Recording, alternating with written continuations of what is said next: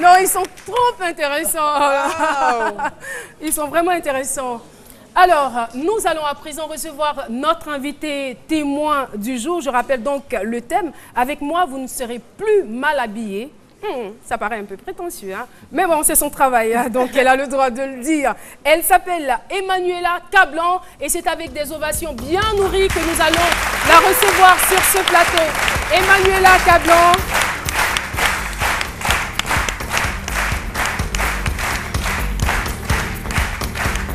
C'est tout, c'est tout. Là, je vous reconnais. Emmanuela, bonjour. Bonjour. Et bienvenue sur le plateau de C'est Midi. Hein. On est très heureux de vous recevoir ici. Merci. Alors, vous êtes conseiller vestimentaire. Emmanuela, nous souhaiterions d'entrée de jeu connaître votre parcours professionnel. Ok, mon parcours professionnel, c'est que je suis mannequin depuis maintenant 16 ans. Mais en quoi consiste ce métier? En quoi consiste donc le métier de conseiller vestimentaire? C'est vrai, on entend parler de conseiller vestimentaire, on sait que ça sert vraiment à donner des conseils, mais c'est juste la première définition, hein, c'est prendre la chose au premier degré. Qu'est-ce que vous pouvez nous dire à ce propos? C'est un métier qui demande, qui apporte beaucoup de conseils, voilà, d'astuces. On peut déjà savoir se vêtir à la base, mais on n'est jamais trop bien habillé. Donc, si je comprends bien, tout le monde a besoin de se faire conseiller? Pas forcément. Il y a des personnes de façon très naturelle qui ont une élégance par le physique déjà. Voilà. Et lorsqu'elles mettent des vêtements, peu importe, cela leur va à merveille. Vous comprenez? Par contre, il y a d'autres qui ne savent pas agencer soit les couleurs, porter les matières quand il faut les mettre, qui ne connaissent même pas, qui ne maîtrisent pas leur personnalité déjà. Voilà. C'est important, maîtriser sa personnalité, c'est important. C'est très important. Voilà, pour choisir ses vêtements. Voilà, pouvoir trouver son style personnel déjà. Voilà.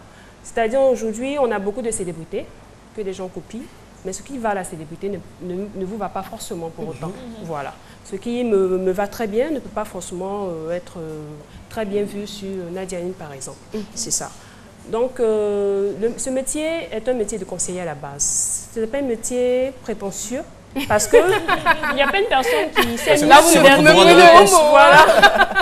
Il y a plein de personnes qui savent mieux se vertir qu'une autre. Non, non, non. C'est juste que la catégorie, il y a peut-être soit une catégorie qui apprécie plus votre style vestimentaire. Voilà, donc vous êtes peut-être plus écouté. Sinon, tout le monde à la base peut être conseillé. Tout le monde peut être conseillé. Oui, même Toklo donne conseil. Oui, Toklo donne conseil. Il a sa... Oui.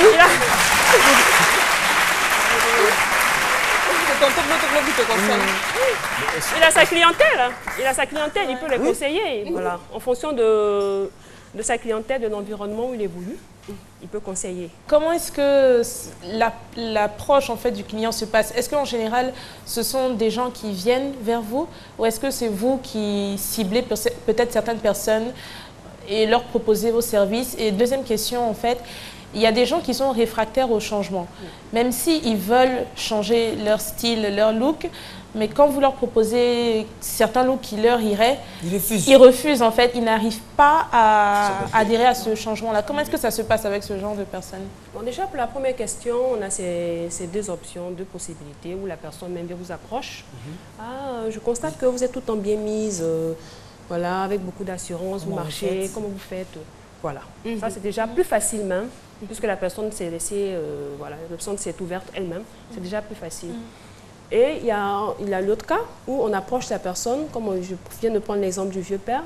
Ah, ma tata, vraiment, je vois que tu aimes beaucoup les robes. On peut essayer un autre style pour plaire à tonton. Voilà, il y a ça.